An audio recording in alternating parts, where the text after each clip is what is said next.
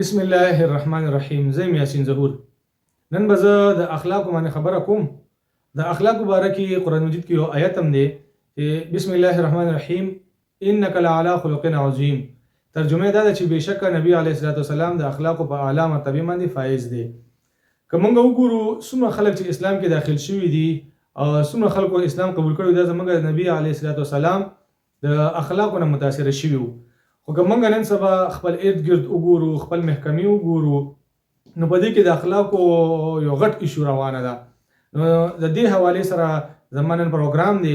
د دې حوالې سره ما مختلف خلکو انټرویوز هم وکړل. د پوسټ ګریجویټ نرسنګ کالج د حیات آباد کې د هغې یو څو سټوډنټس نه مې د دې حوالې سره انټرویو واخیسته. د هغې بله ورځ سرمني وه، نو هغې کې چې کوم دی یو حلف اوچت کو چې موږ خپل پیشې سره چې کوم دی موږ وفاداري کوو او موږ به د عوام خدمت کوو. نو هغې نه ما دا سوال وکړو چې نن سبا د اخلاقو مسله روانه ده چې اخلاق ښه شو نو اټومیټیکلي هر یو مسله به ختمه شي. نو هغه هم تاسو ګورئ انشاءالله. خو دې حوالې سره زما انشاءالله نور ویډیوز هم را روان دي، تاسو دا ویډیو وګورئ. अखलाक अगर देखा जाए तो सबसे पहले ये हमारे घर से ही हमें मिलता है ना, घर से हमारी तरबियत जैसे होती है वहाँ से हमें मिलता है.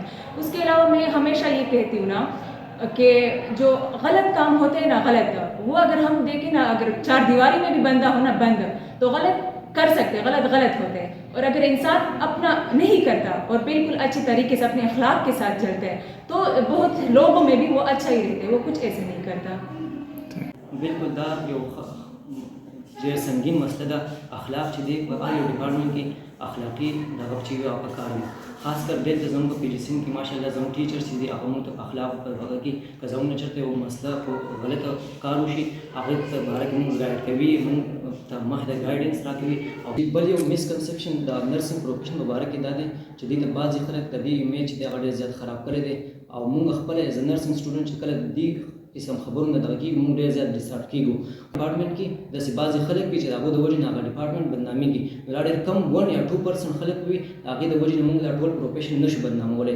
په دې کې زموږ سره ډېر کمپیوټر نرسز، ډېر آی لیول ریسرچر پکې شته دی، پی ایچ ډي ایم ایس ان هولډرز خلک راس پکې شته دی او ډېر زیات ښکلي اخلاقي سټوډنټان او زموږ ټیچر هغه زموږ سره راسره دي. او موږ خپل د پروفیشن دا ډېر زیات په عزت سره ګورو. او موږ د دې بهر سوسایټي نه موږ دا مطالبه کوو چې تاسو دې دغه ته په ډېر په عزت او په دغه سره ګورئ، دا مسکنسپشن دی هم ختم کړی شي. इसके लिए मैं बहुत हमारी जो डिग्री प्रोग्राम है नर्सिंग, इसमें हमें बहुत कुछ सिखाया जाता है.